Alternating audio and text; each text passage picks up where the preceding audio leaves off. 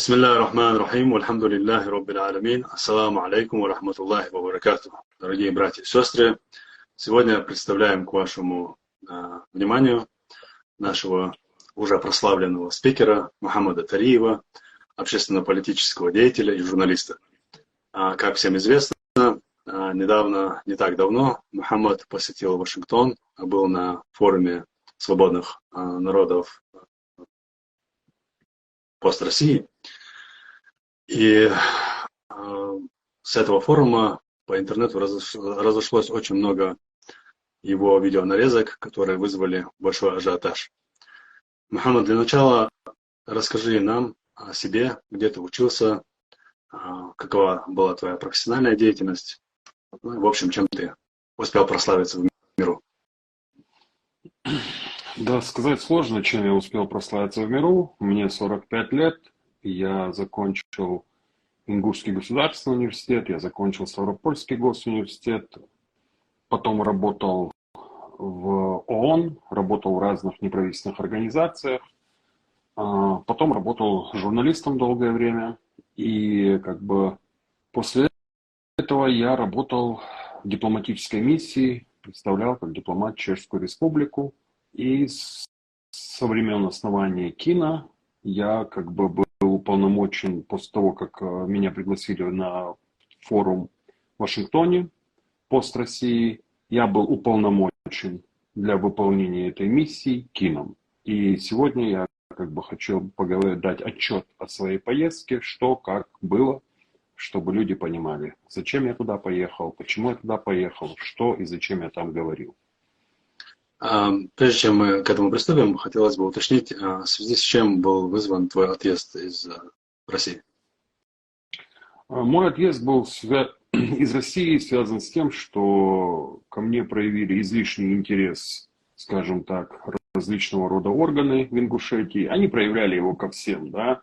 Я не буду там никакой героической истории, никаких приключений и так далее. Просто они хватали всех, и также я попал под их внимание. Они ко мне его особо проявлять начали. Я работал на тот момент в ООНовских агентствах, я работал в неправительственных организациях. Я не намерен был сотрудничать с оккупантами, я не сотрудничаю с оккупантами. И я придерживался абсолютно противоположных взглядов на то, что мы находимся в составе России, на то, что мы должны подчиняться русским законам. Для меня это было неприемлемо. И обстоятельства сложились так, что пришлось уехать. Я старался сделать все, что я могу для своего народа, по мере своих, скажем так, небольших сил. Насколько я понимаю, ты, переехав, продолжал работать? Или ты уже, находясь в Ингушетии, работал на Радио Свобода? Нет, я не работал на Радио Свобода, когда я находился в Ингушетии, но я писал для сайта Ингушетия.ру, потому что я был очевидцем очень многих событий, у меня не было никакого профессионального журналистского образования, и я просто писал о том, что происходило вокруг, и все прекрасно знают, насколько это был популярный сайт, его читали во всем мире, и я давал туда какие-то новости, потом я познакомился с основателем уже в Европе, Магомедом Илоевым, наше знакомство было очень коротким, не больше 2 месяцев. Он вернулся в Россию, несмотря на мои протесты, и был убит.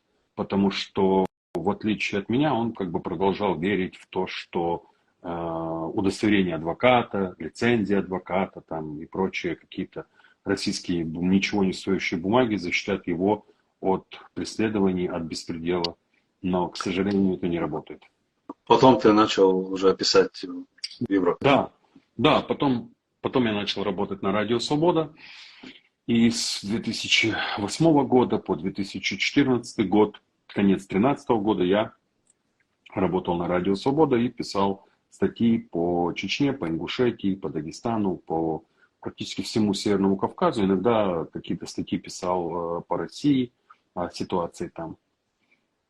Okay.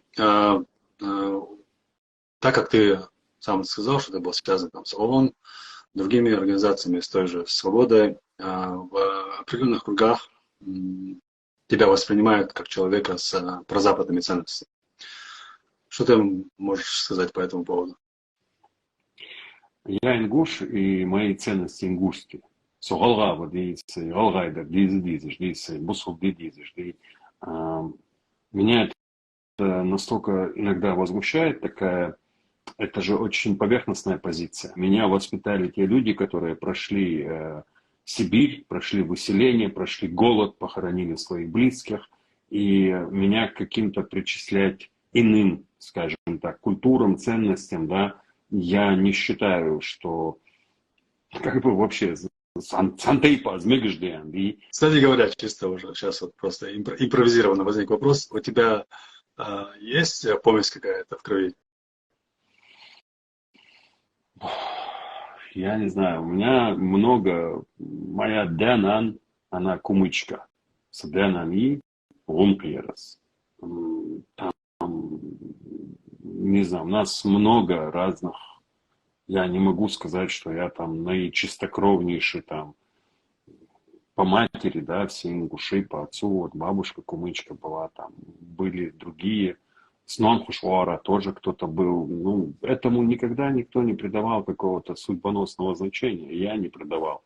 Я знаю очень много наичистокровнейших, да, которые Хунахов, Сунахов, Дикцардера, Царлилдер, Лилдера, поэтому Лилдера. знаешь, Лилдерахов, и понимаешь, все-таки я придерживаюсь Дялхалиш дикаба, жмалышба, дялахтырыжба. Даху, хамычахар, малхал, вяновый, бусубдину, вай омдыжмади, кто был Билал, кто были другие сподвижники. Окей, с этим разобрались. Пойдем далее. Также в отношении тебя ходят всякие слухи о том, что ты являлся или продолжаешь являться пресс-секретарем каких-то батальонов или иных организаций. Что ты по этому поводу скажешь? Я никогда не был пресс-секретарем никаких батальонов. Из всех батальонов, о которых я знаю пресс-секретарей, то единственный пресс-секретарь это был Ислам Белакиев, который и тебе, и мне хорошо знаком. Я никогда не был никаким пресс-секретарем никаких батальонов. И я был только на миссию в Вашингтон уполномочен на время миссии комитетом. И сейчас как бы я даю итоговую конференцию, итоговый отчет, и после этого отчета я снимаю с себя эти полномочия. Окей, идем далее. Тогда Но ты... если комитет будет нуждаться в моих услугах, если комитету будет необходимо, чтобы я выполнял те или иные задачи, я всегда готов с Камулукади, я готов на любые акции, на любые как бы, действия. Я думаю, нас ждет совместное будущее, иншаллах. Теперь перейдем к твоим посещению. Ты был в центре Hudson Institute. Расскажи нам немного о нем, про его организаторов, участников и приглашенных гостей. Hudson Institute – это аналитический центр, он существует с 1961 года. Он, скажем так, предоставил площадку, также предоставили площадку American Ukrainian Institute, если я не ошибаюсь правильного названия, или Ukrainian American Institute. В Филадельфии предоставила мэрия свои, скажем так, площадки для выступлений. И основная, как бы, это был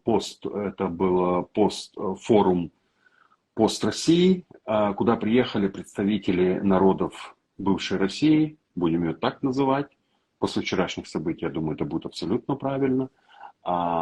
И там собрались люди, которые говорили о том, что они не хотят быть вместе с Россией. Но также это было очень, я считаю, сделано правильно. Я считаю, это было очень нужно сделать. Были приглашены представители так называемых хороших русских, которые рассказывали, ну это отдельная статья, что они рассказывали, да. И это происходил форум. То есть там были открытые дебаты, там никто не вел никаких, скажем так, кулуарных бесед, да, в том плане, что одно обсуждалось, другое озвучивалось. Нет, это было очень честно, это было очень открыто, и я очень благодарен Hudson институту за такую возможность, потому что действительно это на прекрасном уровне организованное было мероприятие, это там, я не знаю, 500 километров, может, от Белого дома находится это все. И было очень много интересных людей. Там был Янош Бугайский, там было очень много серьезных специалистов по России, которым действительно была предоставлена возможность услышать обе стороны. Услышать тех, кто хочет сохранить Россию, и услышать тех, кто ее не хочет сохранить. А в частности, среди, скажем так, хороших русских, они с собой привели хороших нерусских, которые тоже очень хотели остаться в России, но это выглядело очень забавно, это надо было просто увидеть. А у самих организаторов формулы, по-твоему, была какая-то повестка, которую они хотели добиться от вас?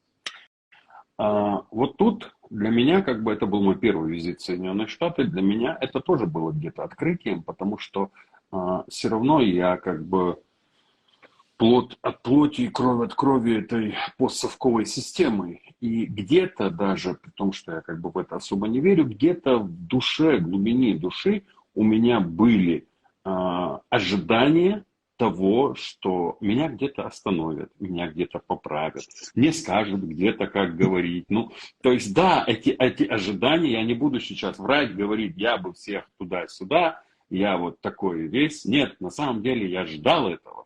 Я ждал в какой-то момент, и я готовил себя к отпору. Я готовил себя к тому, что я буду сопротивляться, что я не буду говорить то, что я не хочу говорить, я не буду говорить то, что я не верю, и я не буду продвигать ничьи интересы. И, в общем-то, ну, то есть, это как бы само заявленное мероприятие было абсолютно объявлено открытым. Мне было сказано о том, что да, я могу высказать свою точку зрения. И, ну, договорившись на берегу так, я, конечно, был уверен, что все будет так, но сомнения, маленькие сомнения были. Ты знаешь, это действительно было удивительно, что американцы предоставили полную свободу обеим сторонам. И тем, кто топил за Россию единую и неделимую, знаешь, мы это все слышим веками, да, и как тем, кто говорил, нет, с нас хватит, мы А уже как ты, сыты по горло. как ты оцениваешь их самих американцев настроение по поводу будущего России? Те американцы, с которыми, Или вообще скажем они так, высказывали что-то по этому поводу? нет, американцы в этом плане, они вот в этом мероприятии конкретно выступали в роли модераторов, да, то есть они слушали обе стороны. И мне это показалось наиболее грамотным. Самое интересное, да, вот ты говоришь, американцы. Американцев сильно пытались вмешать в этот процесс хорошие русские, которые уже переходили на эмоции и говорили, а американцам не нравится ваш сепаратизм, и европейцам он не нравится, и вы поддержки не получите. Я смотрю на американца, который сидит рядом, он пожимает плечами, я, говорит, не в курсе того, что говорит этот человек. То есть нам пытались там же на месте, да, продавать позицию Соединенных Штатов. Я понимаю международное право, его уважают все страны, кроме, скажем, одной страны России. Да? И, соответственно, я не жду сегодня ни от одной страны мира, которая скажет, да не, Россия не существует, знаешь. Но это было бы наивно, глупо ожидать. Многие страны состоят из разных народов, да, из разных, скажем, и этнически, и культурно, и религиозно. И сегодня заявить о том, что кто-то будет решать, ну вот то, что нам постоянно твердила российская пропаганда, и та, скажем, постсовковая, как бы это сказать, точнее, вся эта постсовковая конспирология, которая утверждала, что где-то там в кабинете пишется план Даллеса и тому подобное, и потом они принимают решение. Нет. Решение о развале России принимается только в Кремле. И это понимают прекрасно в Америке. Там есть специалисты по России, которые очень серьезные, и я был впечатлен уровнем их знаний. Но, к сожалению, я отмечу другой факт, что эти люди сегодня не так востребованы, как бы мне хотелось, чтобы они были востребованы.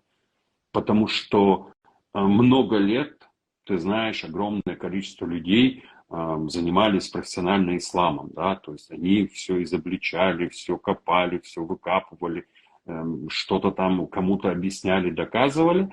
А сейчас как бы идет, причем я не видел угрозы от религии никому. Я никому не видел угрозы от религии. Но сейчас есть конкретное государство, которое представляет угрозу своим соседям. И мы все прекрасно понимаем, что Россия не остановится на Украине, что Украина для нее это только промежуточный этап. И мы не знаем, на север она пойдет, на восток, на запад или на юг, но она не остановится. Таков смысл, такова суть этого государства, постоянно кого-то захватывать и воевать. Но специалисты по России обязательно не из хороших русских, а из американцев, потому что рассчитывать на объективность в оценках России от хороших русских это исключено. К сожалению, это действительно исключено, потому что я не знаю ни одного русского человека, который бы сказал железно: мы уходим. То есть я знал британцев, да, я читал историю, знал британцев, которые говорят: нет, все, мы уходим из Индии, да, или французы, которые говорят: да, все, мы уходим из Алжира. Но русского, который бы сказал: мы железно уходим с Кавказа, с Якутии, с Бурятии, с Татарстана, я не встречал и вряд ли встречу. Во-первых, они есть, они говорят, что если захотят уйти, пускай уходят. Но для меня, это я не хочу заострять, ты знаешь, у меня есть определенное несогласие с тобой в этих вопросах в отношении русских. Сейчас не место для углубления в это дело, но мне интересно, как ты оцениваешь то, зачем вот таким людям, как Пономарев, которые говорят, что да, мы хотим, чтобы наше государство перестало быть империей, чтобы в нашем народе перестали быть вот эти имперские интонации, и тут же им зачем-то нужен Кавказ. Вот зачем, я искренне не понимаю, зачем вам нужен Кавказ, в то время, когда Кавказ это совершенно другая ментальная территория, зачем вы за нее даже пытаетесь бороться? Вот как по-твоему? Смотри, тут как бы хотелось ответить вопросом на вопрос, да, который бы я хотел задать всем хорошим русским о том, что а почему никто из вас не хочет русское государство? Вот почему никто? Вот я человек, который... По сути дела, я об этом не спрашиваю. Да? Я человек, гражданин Чехии. Я гражданин Чехии. Да? Я живу в национальном чешском государстве. Уверяю тебя и всех прочих, что если ты соблюдаешь законы, платишь налоги, не нарушаешь правила дорожного движения, не ездишь зайцем в трамвае или метро, то ты прекрасно живешь. Ты прекрасно живешь, и тебя никто не трогает от того, что это этническое государство чехов, да, никаких проблем ни мне, никому иному я не слышал. Если какие-то эксцессы бывают, как был эксцесс с украинской девочкой, которые плюнули в лицо, одноклассники там, так, извини меня, на второй день туда приезжает министр МВД, родители этих мальчиков очень сильно жалеют о том, что они вообще где-то как-то появились. Потом эту девочку везут к президенту Чехии, и президент Чехии приносит извинения. Вот оно, национальное государство, как оно работает. Почему русские не хотят иметь такого государства? Для меня вопрос. И на этом форуме мне понравилось, что там сидели и мусульмане, и буддисты, и православные, и разные там были представители народов России, которые не хотят быть русскими. Но ни одного русского, который бы сказал о русской республике, о русском государстве, русских людей, где было бы им комфортно жить, где бы у них не было претензий по танцующим лезгинку на улицах, по не говорите на своем тут языке, мы вас не понимаем. Вот этих я как бы не встречал. Они есть, но они, в общем-то, или нацисты, и они хотят они вот отличаются от хороших русских тем, что они хотят тоже Кавказ, но без кавказцев. Если хорошие русские его хотят с кавказцами, то плохие русские хотят без кавказцев. Но того, кто бы сказал: нет, нам это не нужно, я не встречал. Вот, в общем, мы не знаем, зачем русским абсолютно далекий от них мы не знаем? Почему мы не знаем? Ну неужели нас последние, там, я не знаю, 300 лет ничему не научили? Затем, чтобы завоевывать новые территории. Как зачем? Затем, чтобы грабить... Я же задал вопрос о том, что вот сидят люди, которые говорят, что мы должны отречься от имперскости. Я на их фоне говорю, что вот если вы решили отречься от имперскости, зачем вам мы нужны? Мы, которые совсем другие, которых если вы не понимаете. Если кто-то увидит крокодила-вегетарианца, да, пускай мне об этом скажет. Я бы очень хотел на это посмотреть.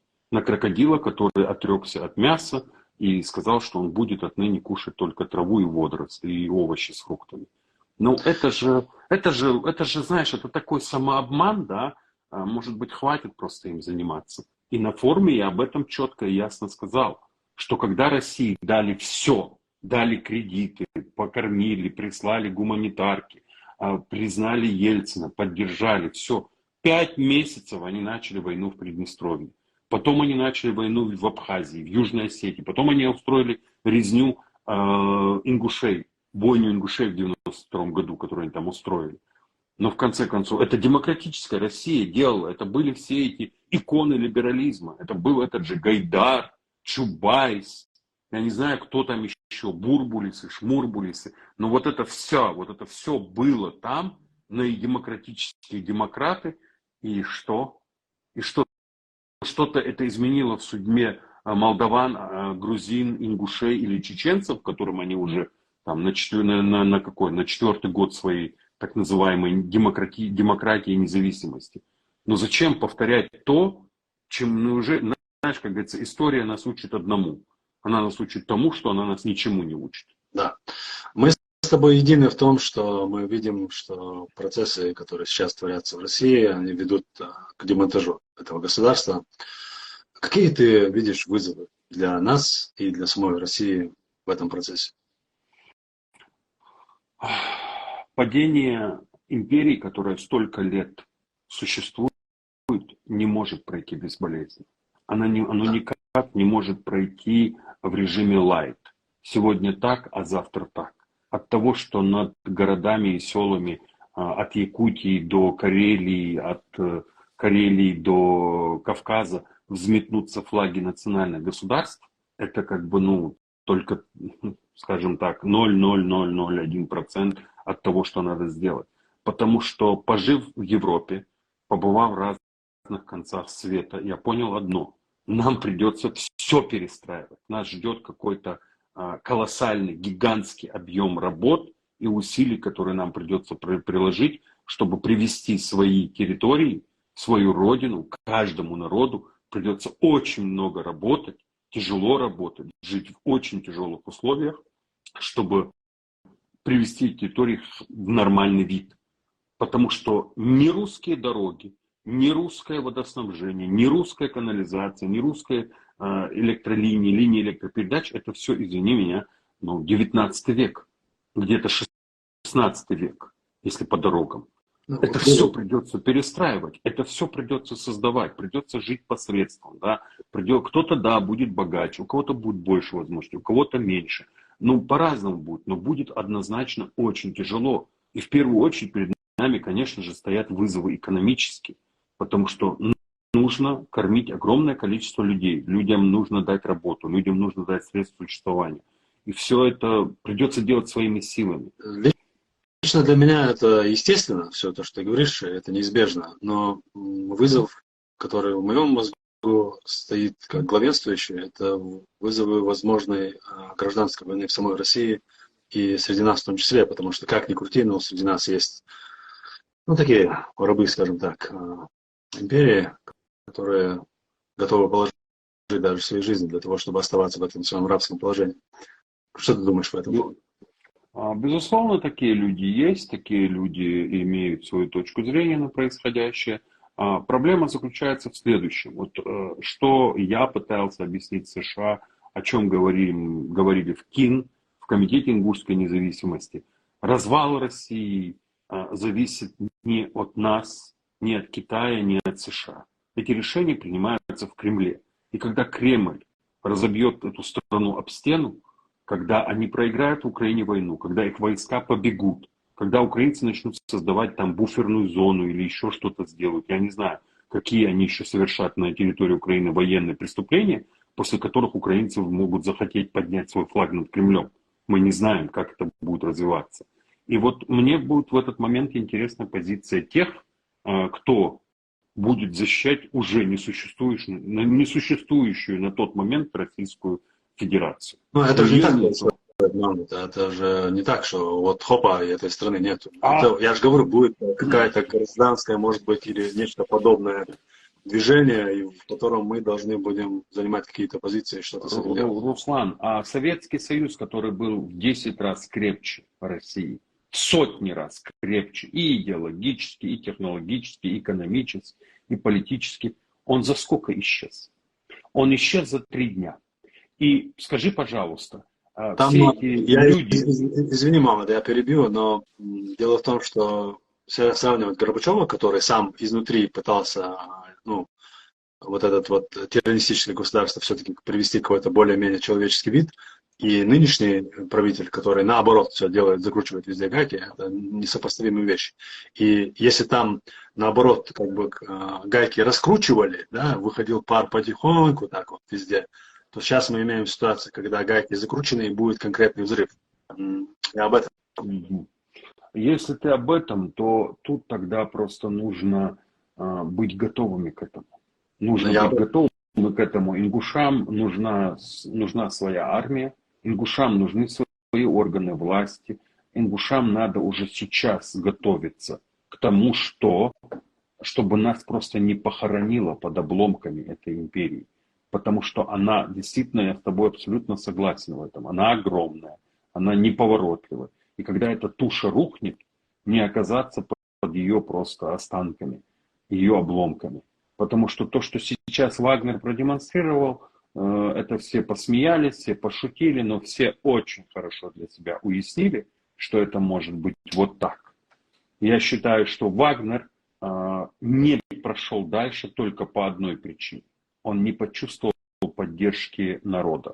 Он не почувствовал той поддержки, то есть в Ростове не начали формироваться колонны ополчения из сотен тысяч человек, да, которые бы говорили стекаться с окрестных городов, сел, районов туда под его знамена. Ну, революционной ситуации нету, одним словом. Да, его революционной ситуации нет. С одной стороны, как бы для России это хорошо, с другой стороны, это плохо. Потому что действительно ситуация может рухнуть везде и сразу.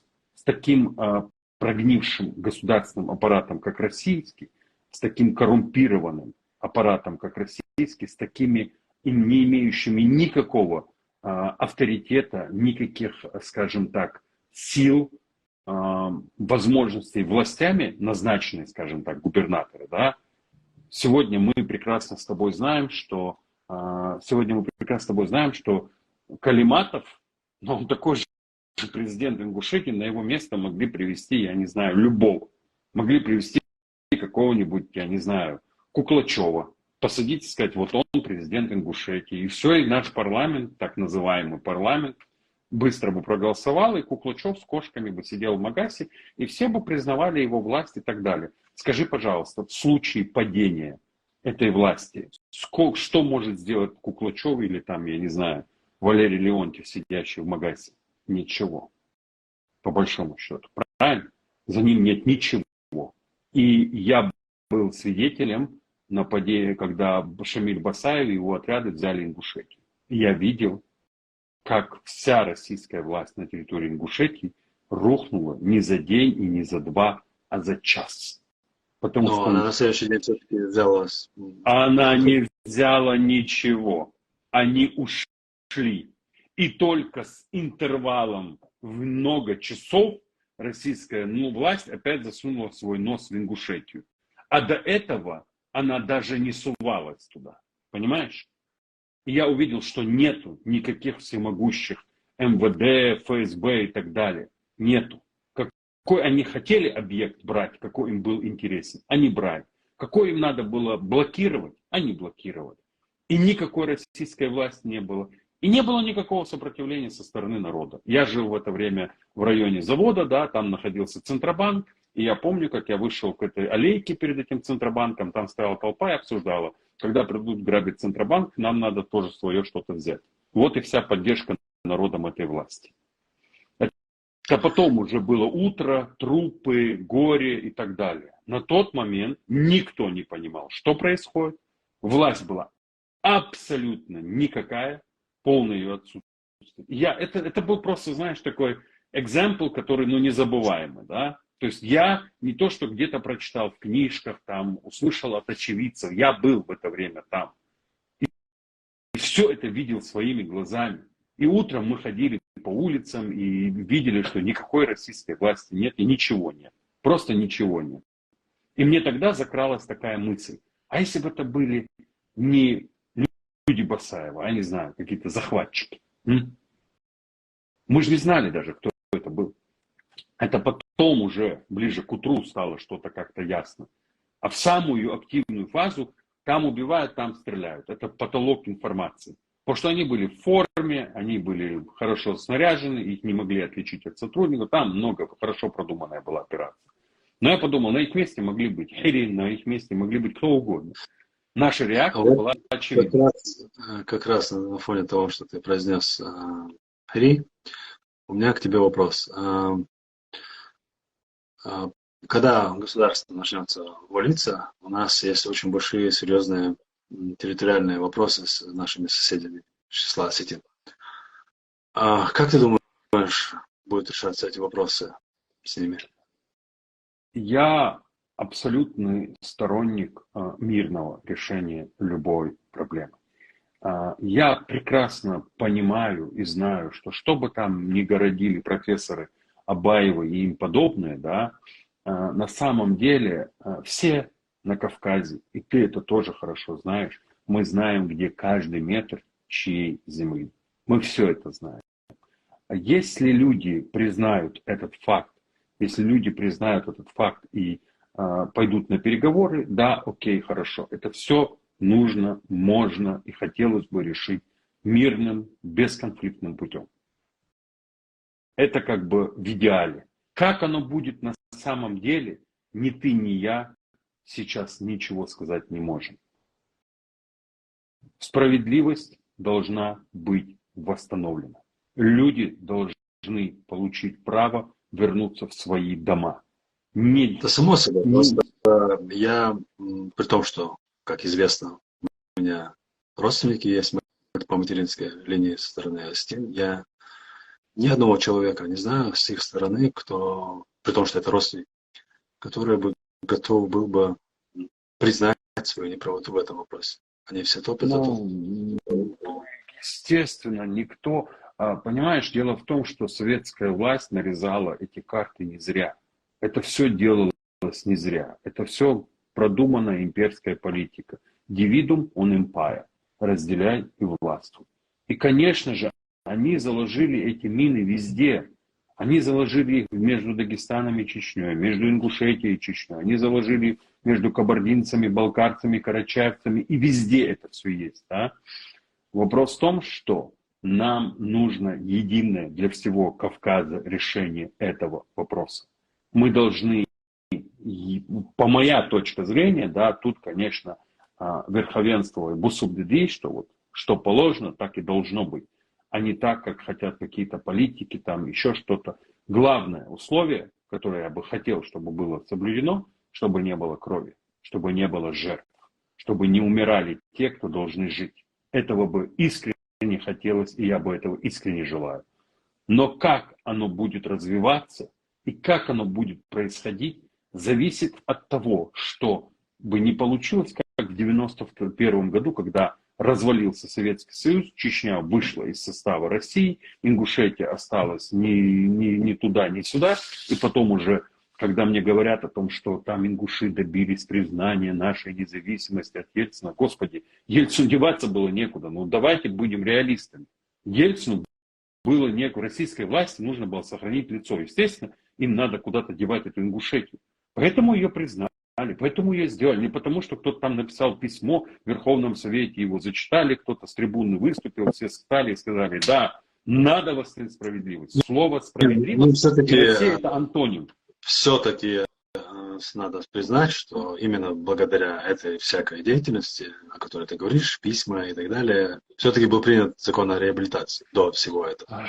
Давай будем... Это, кстати, дало большие надежды людям, и этим они подкупили, в общем, ингушей в значительной мере, я считаю.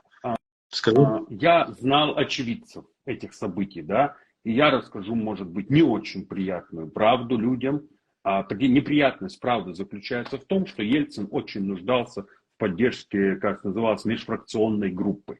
В эту межфракционную группу входили различные представители Ингушетии, тогда Руслан Султанович, Чаушев и прочие были там, да. Ельцин очень нуждался в поддержке регионалов, националов и тому подобное. Понимаешь? И тогда проталкивался этот закон. Это все ложь и фальшь. И то, что это ложь и фальшь от начала до конца доказали все последующие события.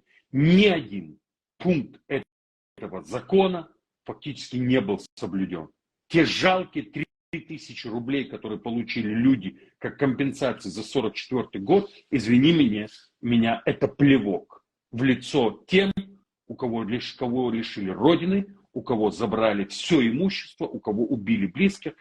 И это называть частью реализации закона, просто хватит жить в иллюзиях, хватит верить в то, что эта страна когда-нибудь соблюдет какую-либо, будет соблюдать какую-либо справедливость или право в отношении нас и кого бы то ни было. Украина яркий пример.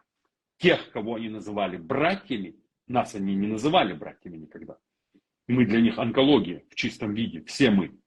Но те, кого они называли братьями, те, с кем они заключили сотни различных соглашений, те, с кем они клялись, там, доказывали, что они чуть ли не одно целое, один народ, да, они сегодня убивают и ведут себя здесь хуже, чем вели себя гитлеровцы. Намного хуже.